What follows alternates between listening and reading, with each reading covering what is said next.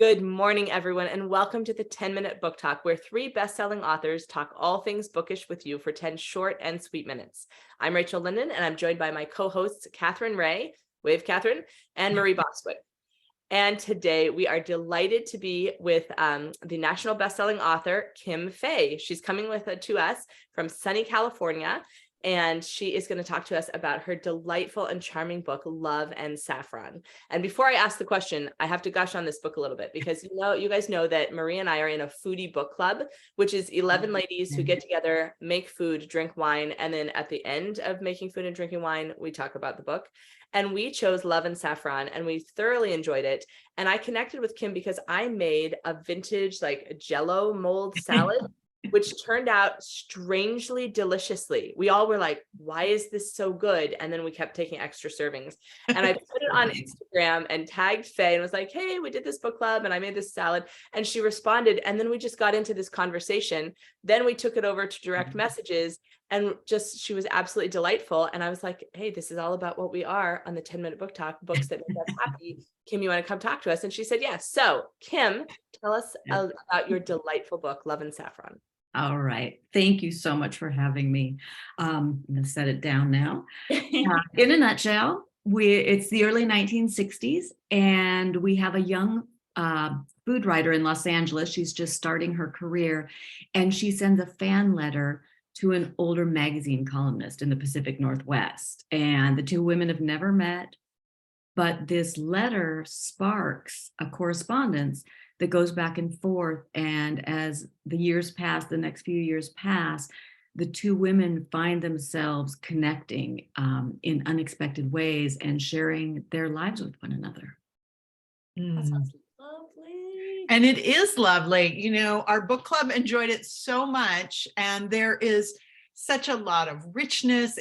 There's a lovely nostalgia to the book. And of course, this relationship between these two women is very important. But anyway, I could gush too, so I'm gushing a little. But just tell us, what was your original inspiration to writing Love and Saffron? There are a few inspirations here. I think one of the biggest one, and I'll try not to cry, is the pioneering food writer Barbara Hansen, who passed away last week, who was a dear friend. And Barbara, I met her 12 years ago. And from the day I met her, I'm like, oh, somebody needs to write about this woman. Somebody needs to write about her life, because Barbara pioneered writing about international cuisines long before anybody else was writing it. She was a staff writer for the LA Times for 30 years. And she pioneered a column on Mexican food. And I think one of the biggest things about it is she really didn't get the credit she deserved. By the time the 80s and 90s came along, we were getting, these celebrity writers, that you were as much of a name as what you were writing about. But in the 60s, Barbara was just a woman doing her job. And while she was doing her job, she was introducing to Los Angeles to all of the flavors that existed there, which I don't think people realized you could get Nicaraguan, Colombian, Ethiopian, all these things back during that time. But she had this incredible curiosity and this incredible passion for food and flavors. And as I was writing this book, she is Joan in the book, the food aspect of it, not the personal aspect of it, but the food aspect of it. I was just so inspired by a woman who had made this world her life. And the story just kind of flowed out of there. Oh, that's beautiful. So your book's essentially a love letter to her, really. Very much so. Yeah. Very much so. Gorgeous. Yeah. And Tim, I'm gonna carry on that love letter theme. I too have written an epistolary novel, and they're not all that usual out there. No. So what was your sort of inspiration to put half of it in that epistolary format? Okay. Here's another love letter to another person. I worked at the Elliott Bay Book Company in Seattle, as I've mentioned to you, in the 90s. And I left in 1995 to go teach English in Vietnam. And my friend at the bookstore, Janet, left at the same time to go teach English in Thailand. And we started corresponding. And as the years passed, that correspondence grew and grew and grew. And even now, I can't sadly handwrite anymore because I have some damage in this hand. We still write emails as if they're letters. I still sit down with a cup of tea and 2 hours worth of time, and I put on my Miles Davis and I close the door and we write to one another.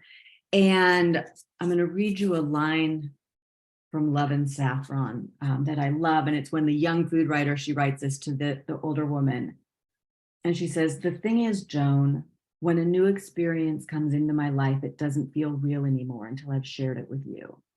And that was a message to my friend Janet, because it's that correspondence that really inspired what a correspondence can do in your life and how you can connect in ways that you might not otherwise. And so Janet is really the inspiration for that aspect of the novel. That's lovely. Yeah, That's beautiful.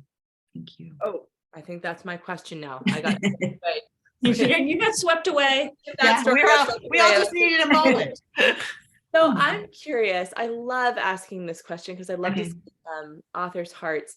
When a reader closes the back cover of your book, what is it that you're hoping they walk away with? The importance of human connection. Because I wrote this book in the first months of the pandemic. And this book, I was actually writing it for Barbara and Janet. I wasn't writing it for publication. That wasn't on my mind at all. I was writing it as a gift. And as I was writing it, I was thinking a lot about how our human connections sustain us during our darkest times. So when I write about, for example, the Kennedy assassination or the Cuban Missile Crisis, I was actually thinking about what was happening in our country that year and how we can come together or not during these bigger times, but how it's that individual. I mean, my girlfriends, we had this group text chain going during the pandemic, and that was a lifeline. I mean, we were 24/7 on that thing with one another because we couldn't be with each other. And that was really, I think, for everything that inspired the book, I think that's the core of the book. The heart of the book is how our human connections sustain us and save us. That is absolutely beautiful. And that is all about what we are all about that at the 10-minute book talk and in our own books. It is a delight to have you. Can you hold your book up again? Oh, wait, I forgot the last question. Yeah. Oh, yes. Okay. Sorry, Marie. We ask every author this. Kim Fay, what is bringing you joy today? Oh, Mabel. This is Mabel. Mabel's bringing us all just joy. gets me through my days. She's going to go out in the sun in a little bit, and one of her favorite things to do is sniff the sun, and that just brings me absolute joy. Yay. That's That's my joy. fabulous. Beautiful. Oh my goodness. Dogs, wonderful companions and bringers of joy. Well, Kim, can you hold up your book again? Hold up the book again. So Love and There. Saffron. It was an instant national bestseller. It was a #1 indie next pick. And it is just a delightful, sweet book about the power of relationships and connection and the deliciousness of food and how food and friendship bring us together. So go out. If you haven't read it, grab a copy of it, grab a copy for a friend and send it to them. Thank you so much, Kim, for being with us. Thank and, you, Rachel, Marie, Catherine. I Thank you, really Kim. appreciate it. This was a pleasure to be here. Oh my Well, gosh. for us We're too. so glad to have you. Everybody tune in next week for more 10-minute book talk fun, and we will see you next week. See you next week. Bye.